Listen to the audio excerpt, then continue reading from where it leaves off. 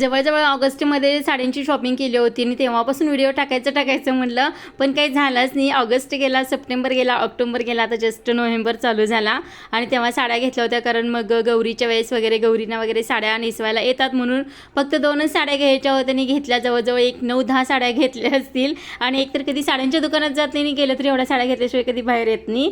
तर छान अशा भरपूर साड्या घेतल्या होत्या, कारण गौरीच्या वेळेस पण नेसवायला येतात गौरींना. त्याच्यानंतर नवरात्रीमध्ये देवीला वगैरे पण आम्ही साड्या नेसवतो आणि त्याच्यानंतर दिवाळीला आम्ही साड्या नेसतो.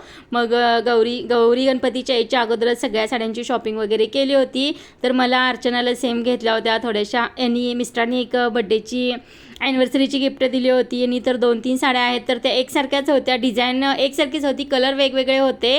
असू दे म्हटलं कधी अदलून बदलून नेसायला येतात, तर दोघी-तिघींना पण आम्ही अशा एकसारख्याच कलरच्या डिझाईनच्या साड्या घेतल्यात. कलर फक्त वेगवेगळे आहेत. आणि तर गोल्डन साडी आहे, ही काय आहे ती थोडंसं वांगी कलरमध्ये आहे. डिझाईन खूप छान वाटली याची आणि कलर पण खूप छान होता. तर एकसारख्याच 3 साड्या घेतलेल्या, त्यातली एक वहिनीला वगैरे पण द्यायच्या, त्यांच्या घरी केळीचा कार्यक्रम आहे अजून 1-2 महिन्यांनी, तर तेव्हा ही साडी त्यांना गिफ्ट देणार आहे. आणि ही साडी होती आईसाठी घेतली होती, आईनं नेसायला घेतली होती आईला. तर ही मम्मींना अशी पाहिजे होती तर मम्मींसाठी सुद्धा घेतली आहे. आणि मला आणि अर्चनाला ह्या 2 एकसारख्या सेम साड्या घेतल्या होत्या आणि त्याच आम्ही गौरीला वगैरे नेसायचं असं ठरवलेलं.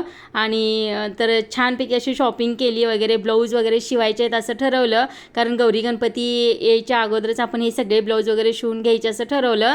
पण गौरी गणपती गेल्यानंतर जो काही आपण नवरात्र उत्सव येतो ना, तर त्याच्या अगोदर ब्लाऊज शिवून घेतलेले आहेत बघा. आणि तर गौरी गणपतीला ज्या काही गौरी आहेत ना, तर त्यांना आम्ही दोघींच्या साड्या सेम अशा नेसवल्यात. आणि मी आहे ती आईची साडी नेसली आहे. आणि हे काही जे काही ब्लाऊज होते ना, तर सगळे शिवून घेतलेत. जवळजवळ 9-10 ब्लाऊज शिवायचे होते मला, तर सगळे ब्लाऊज शिवून घेतलेत. हा काळा ब्लाऊज आहे, जवळजवळ स्वराला फ्रॉक शिवला होता ह्याचा आणि कापड शिल्लक होतं. जवळजवळ 4-5 वर्षापासून हे कापड शिल्लक म्हणजे तसंच राहिलेलं फ्रॉकमधलं, तर त्याचा सुद्धा एक ब्लाऊज शिवून घेतलेला आहे मी.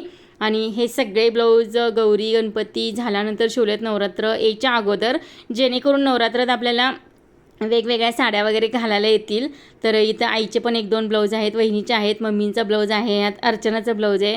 सगळे मिळून जवळजवळ 20 ब्लाऊज आम्ही शिवले होते. तर सगळ्यांचं आता काम चाललं आहे इस्त्री करायचं काम. इस्त्री केल्याशिवाय परफेक्ट ब्लाऊज असं मला वाटतच नाही. तर सगळे ब्लाऊज इथे मी इस्त्री वगैरे करून घेतले. एवढं मेहनत घेऊन एवढे व्हिडिओ शूट करून ठेवलेत, म्हणलं आज चला तुमच्याशी शेअर करावेच. तर छानपैकी इथे एवढे ब्लाऊज म्हणजे सगळे तयार झालेत बघा. आणि हा आहे स्वराचा फ्रॉक आणि फ्रॉकमधलं कापड शिल्लक होतं ना, तर त्यातलंच मी शिवलेलं आहे. आता फ्रॉकचा कलर गेलेला आहे वापरून जवळजवळ 4-5 वर्ष झाले असतील.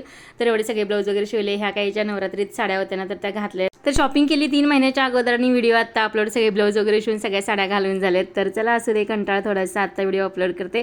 आवडला असेल तर लाईक, शेअर, सबस्क्राईब.